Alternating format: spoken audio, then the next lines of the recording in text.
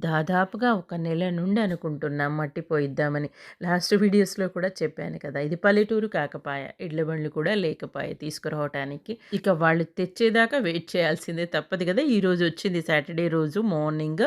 అక్కడ పోయించేసి నేను ఆఫీస్‌కి బయలుదేరి వెళ్ళిపోయాను. ఇక ఈరోజు సండే బొరుగుల లడ్డు చేస్తున్నాను. మా వారు అడిగారు చేయమని చెప్పేసి యూట్యూబ్‌లో సెర్చ్ చేసి ఫస్ట్ టైమ్ చేస్తున్నానండి. నిజంగా సూపర్ టేస్టీగా ఉన్నాయి. కాకపోతే కొంచెం వేడిగా ఉన్నప్పుడే అలా ఉండలు కట్టాలి. లేదంటే రావట్లేదు. విడిపోతున్నాయి.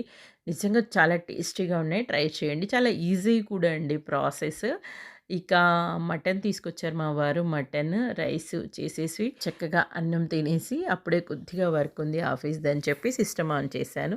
ఇక కూలీ వాళ్ళొచ్చారండి. మట్టి సెట్ చేద్దామని చెప్పేసి మొన్న ట్రాక్టర్ మొత్తం అక్కడ పోసేసి ఎళ్ళింది కదా! దాని వాకిలంతా కూడా మంచిగా లెవెల్‌గా చేసేశారు. అలా చేసిన తర్వాత కూడా మా వారు చూడండి మళ్ళీ తను కూడా చేసుకుంటున్నారు.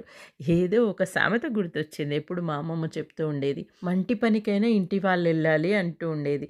అది గుర్తొచ్చిందనమాట. ఏ పనైనా సరే మన పని అంటే మనం ఉండాలి దగ్గర అంతే. అప్పుడే అది చక్కగా అవుతుంది. ఇక ఒక ట్రాక్టర్ 1200 లాగా 3 ట్రాక్టర్లు పోయించాము.